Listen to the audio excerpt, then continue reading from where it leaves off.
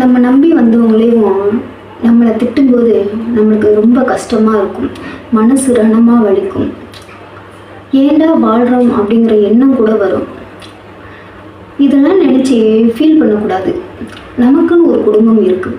அதில் ஹஸ்பண்ட் இருக்காங்க, மனைவி இருக்காங்க, குழந்தைங்க இருக்காங்க, அம்மா அப்பா இருக்காங்க, மாமனார் மாமியார் இருக்காங்க, நம்மளோட உறவினர்கள் எல்லாருமே இருக்காங்க, நண்பர்கள் இருக்காங்க. இப்படின்னு நம்மளை சுற்றி ஒரு கூட்டமே இருக்குது. அவங்க எப்படி இருக்காங்களோ இல்லையோ, ஆனால் நம்மளோட பாசத்துக்காக நிறைய பேர் நம்மளை சூழ்ந்து வந்துடுவாங்க, நம்மளை தேடி வருவாங்க. அவங்கள நம்ம பாசத்தால் விலைக்கு வாங்கணும். சரிங்களா? அது அவங்கள எப்படி நம்ம பாசத்தால் கட்டி போட முடியும் அப்படிங்கிறத ஒரு முயற்சியை மட்டும் நம்ம எடுக்கணும். சரிங்களா? அப்புறம் நம்ம தனிமையை உணராமல் இருக்கணும், நம்ம எல்லாருக்கூடையும் சந்தோஷமாக இருக்கணும் அப்படின்னா என்ன பண்ணணும் அப்படிங்கிறத இந்த வீடியோவில் சொல்லியிருக்கேன். அதனால் ஸ்கிப் பண்ணாமல் ஃபுல்லாக பாருங்கள். புதுசாக வரீங்க அப்படின்னா நம்மளோட சேனலை சப்ஸ்கிரைப் பண்ணிவிட்டு பெல் ஐக்கான் கிளிக் பண்ணிட்டு ஆளுங்கிறத கிளிக் பண்ணுங்கள். அப்போ தான் நம்ம போகிற வீடியோஸ் எல்லாமே உங்களுக்கு நோட்டிஃபிகேஷன் வரும். ஓகேங்களா? இப்போ ஃபஸ்ட்டு விஷயம் என்னென்னா, நம்ம தனிமையில் இருக்கிறோம் அப்படிங்கிறத நம்ம தனிமையில் இருக்கிறேன் அப்படின்னு சொல்லிட்டு ஃபீல் பண்ணவே கூடாது. சரிங்களா? தனிமையாக இருக்கிறோம் அப்படிங்கிறத உணராமல் இருக்கணும்னா, நம்ம குடும்பத்தில் இருக்கிறவங்க எல்லாருக்கிட்டையுமே நம்ம அன்பாக பேசணும், பழகணும். அவங்களுக்கு பிடிக்குதோ பிடிக்கலையோ நம்ம அவங்க முன்னாடி போய் நிற்கணும். அவங்களுக்கு நம்மளை பிடிக்கிற மாதிரி விஷயங்களை நம்ம பண்ணணும். அப்படி பண்ணினோம்னா அவங்க எல்லாரும் நம்ம கூட அன்பா அக்கறையாக பேசும்போது நமக்கு தனிமையாக இருக்கிற ஃபீலிங்ஸே வராது. அதுக்காக நம்ம என்ன முயற்சி பண்ணணுமோ அதை பண்ணணும். சரிங்களா? ரெண்டாவது விஷயம் என்ன அப்படின்னா, நம்மளோட கணவன் நம்மளோட ஹஸ்பண்ட் திட்டுறாங்க அப்படின்னா அதுக்காக கோச்சிட்டு சோர்ந்து போய் வைக்கக்கூடாது. சரிங்களா? தனிமையை தேடி போகக்கூடாது.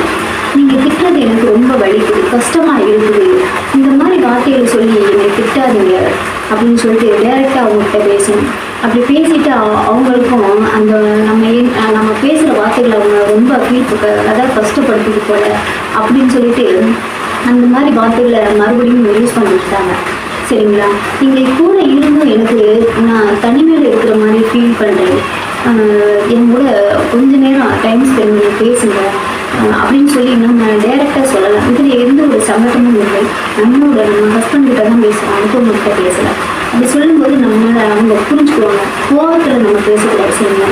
சொல்கிற விதம் நம்மளும் அன்பாக பொறுமையாக பேசலாம். நம்ம பேசணும்னா அவங்களோட மனசு எழுதுறதுக்கு நிறைய வாய்ப்புகள் இருக்குது. சரிங்களா? இன்னொரு விஷயம் என்ன அப்படின்னா, நம்மளுக்கும் ஒரு சொந்த தொழில் இருப்பாங்க.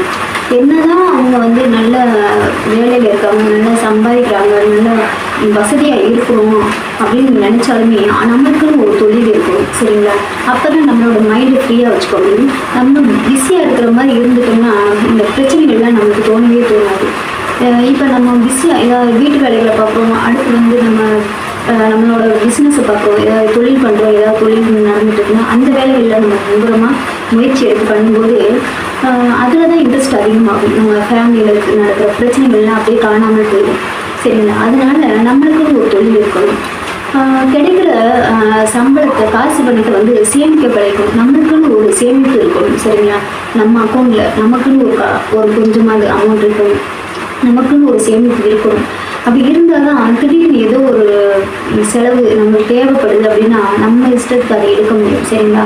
எதுக்கு எடுத்தாலுமே நம்ம அடுத்தவங்களை போய் இதை தேடி நிற்கக்கூடாது, கேட்கக்கூடாது. சரிங்களா? நம்மளோட சுயமரியாதைக்கு நமக்குன்னு ஒரு தொழில் இருக்கணும், நமக்குன்னு ஒரு சேமிப்பு இருக்கணும். அப்போ தான் நம்மளோட என்ன சொல்கிறதுன்னா நம்மளோட சுயமரியாதையை காப்பாற்றிக்க முடியும். நமக்குன்னு ஒரு நண்பர்கள் இருக்கணும். நண்பர்கள் கூட்டம் ரொம்ப முக்கியம். சரிங்களா?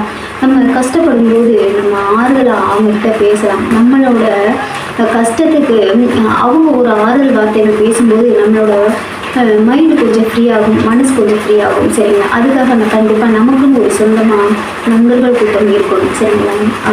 இருக்கிற நண்பர்கள் நல்லவங்களாக இருக்கணும்.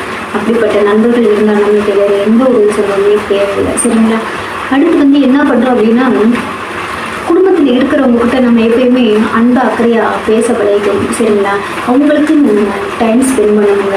அவங்க கூட இப்போ பெரியவங்க இருக்காங்கன்னா அவங்களுக்கு எந்த மாதிரி விஷயங்கள் பிடிக்கும், எந்த மாதிரி விஷயங்கள் பிடிக்காது அப்படிங்கிறத நம்ம தெரிஞ்சுக்கணும். பிடிக்கிற விஷயங்கள் பண்ணணும், பிடிக்காத விஷயங்களை முடிஞ்சளவு நம்ம அவாய்ட் பண்ணுறது நல்லது.